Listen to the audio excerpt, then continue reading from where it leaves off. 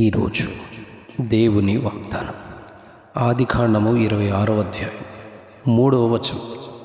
నేను నీకు తోడయుండి నిన్ను ఆశీర్వదించెదను. నేను నీకు తోడయుండి నిన్ను ఆశీర్వదించెదను. పరిశుద్ధ గ్రంథంలో ఆరంభ పుస్తకములైన పంచకాండములలో మొదటి భాగమైన ఆదికాండములో సృష్టి ఆరంభం మొదలుకొని సృష్టిలోని ఎంతో శ్రేష్ఠ భాగమైన మానవుల జీవితములు, వారి నిర్మాణము, వారి అభివృద్ధి, వారు ఫలించి విస్తరించడం, భూమిని నింపి దాన్ని లోపరుచుకొనడం, ఆ దిశగా ఎంతో విలువైన చరిత్ర భాగములను ఈ గ్రంథములో మనం గమనిస్తాం. దీనిలో 12వ అధ్యాయంలో తెరహు కుమారుడైన అబ్రహాము యొక్క జీవితం ఎంతో ప్రాముఖ్యమైనదిగా ఉంటుంది. దేవుడు అబ్రహామును పిలిచినప్పుడు అతని దేశమును, బంధువులను, తండ్రి ఇంటిని విడిచి ఆయన చూపించు దేశమునకు బయలుదేరమని దేవుని స్వరము విని బయలుదేరినప్పుడు అబ్రాముతో దేవుని వాగ్దానం ఇలా ఉంది: నిన్ను గొప్ప జనముగా చేసి నిన్ను ఆశీర్వదించి నీ నామమును గొప్ప చేయుదును, నీవు ఆశీర్వాదముగా నందువు అని దేవుడు ప్రమాణము అనగా వాగ్దానం చేశారు. ఆ రోజు మొదలుకొని దేవుడు అబ్రామును వెంబడిస్తూ అతని ప్రయాణంలో తోడుగా ఉంటూ తాను చేసిన వాగ్దానం అబ్రాముకు తిరిగి జ్ఞాపకం చేస్తూ 17వ అధ్యాయం 16వ వచనంలో షారాయితో అనగా అబ్రాము భార్యతో మాట్లాడుతూ, నీ పేరు షారాయి అనబడదు, ఇక షారా నీ పేరు అనబడుతుంది.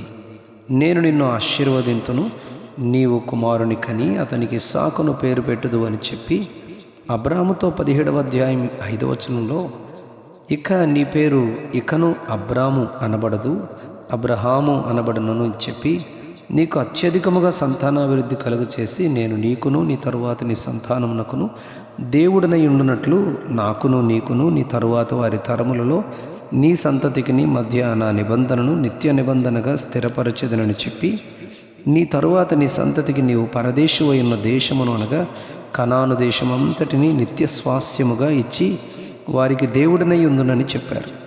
ఈ పరిశుద్ధ గ్రంథంలోని దేవుడు తాను చేసిన వాగ్దానాన్ని నెరవేర్చి వారి సంతానము కూడా ఆ మార్గంలో నడిచినప్పుడు వారికిని తన వాగ్దానమును నిత్యము స్థిరపరచు దేవుడై ఉన్నాడు. ఈరోజు మనం ధ్యానిస్తున్న ఆదికాండం 26వ అధ్యాయం 3వ వచనంలోని వాగ్దానం అబ్రాముతో చేయబడిన వాగ్దానం. ఇస్సాకుతో ఆయన ఇక్కడ చేస్తూ, నీ తండ్రి అయిన అబ్రాముతో నేను చేసిన ప్రమాణం నెరవేర్చి ఆకాశ నక్షత్రముల వలె నీ సంతానమును విస్తరింపచేసేదనని, ఈ దేశములన్నీ నీ సంతానమునకు ఇచ్చేదనని, నీ సంతానము వలన సమస్త భూలోకములోని సమస్త జనములు ఆశీర్వదింపబడుదురని కరువు కాలంలో ఇస్సాకుతో దేవుడు చెబుతూ 26వ అధ్యాయం ఆదికాండం 2వ వచనంలో నీవు ఐగుప్తులోనికి వెళ్ళక గెరారులో పరదేశివై ఉండుము, నేను నీకు తోడయుండి నిన్ను ఆశీర్వదించెదను అని చెప్పారు.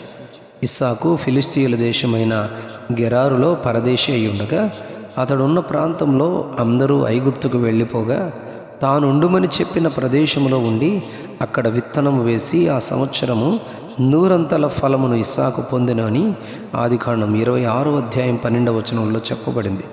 దేవుడు ఇస్సాకుతో తండ్రితో వాగ్దానం చేసినట్లే చేసి ఆయన ఆశీర్వదించారు.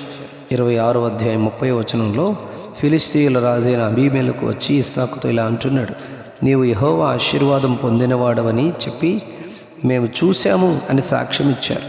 అవును, మనం ధ్యానిస్తున్న ప్రభు అయిన యేసుక్రీస్తు వారు ఆశీర్వదించు దేవుడై ఉన్నారు. ఇస్సాకు తన పైకి వచ్చిన తన తండ్రి దీవెన వాగ్దాన ప్రకారంగా తాను పొందుకుని తన కుమారుని ఆశీర్వదించాలనుకున్నారు. అవును, తల్లిదండ్రులతో దేవుడు చేసిన వాగ్దానం పిల్లల జీవితాల్లో స్థిరపరిచినట్లే ఇక్కడ గమనిస్తాం. దావీదు కూడా తన కుమారుడైన సొలొమోనుతో ఇలా అంటున్నారు. మొదటి రాజుల గ్రంథం 2వ అధ్యాయం 2వ వచనంలో లోకులందరూ పోవలసిన మార్గమును నేను పోవుచున్నాను, కాబట్టి నీవు ధైర్యము తెచ్చుకుని నిబ్బరము కలిగి ఆయన న్యాయ విధులను శాసనములను గైకొనుము. అప్పుడు నీ పిల్లలలో ఒకడు ఇశ్రాయేలీయుల రాజ్యముపై సింహాసనం మీద ఆసీనుడగువాడు ఒకడు నీకు ఉండకపోడని యెహోవా నన్ను గూర్చి ప్రమాణం చేసిన మాటను స్థిరపరచును అని ఇక్కడ చెప్పారు. చెప్పబడిన వాగ్దానం ఆయన పిల్ల తరమున నెరవేర్చు దేవుడై ఉన్నాడు. మనము పొందుకున్న ఆయన వాగ్దానములను మన పిల్ల తరమున స్థిరపరచబడినట్లు ఆయన మాట ప్రకారంగా జీవించి ఆ దీవెనలను మన పిల్లలు, కుమారులు, కుమార్తెలు అనుభవించున్నట్లుగా ఆయనకు మార్గాన్ని సరళం చేద్దాం. అట్టి భాగ్యం ప్రభు మన బిడ్డలకు దయచేయునుగాక. Amen, amen, amen. ఆదికాండము 26వ అధ్యాయం 3వ వచనం. నేను నీకు తోడయుండి నిన్ను ఆశీర్వదించదను. నేను నీకు తోడయుండి నిన్ను ఆశీర్వదించదను. Amen, amen, amen.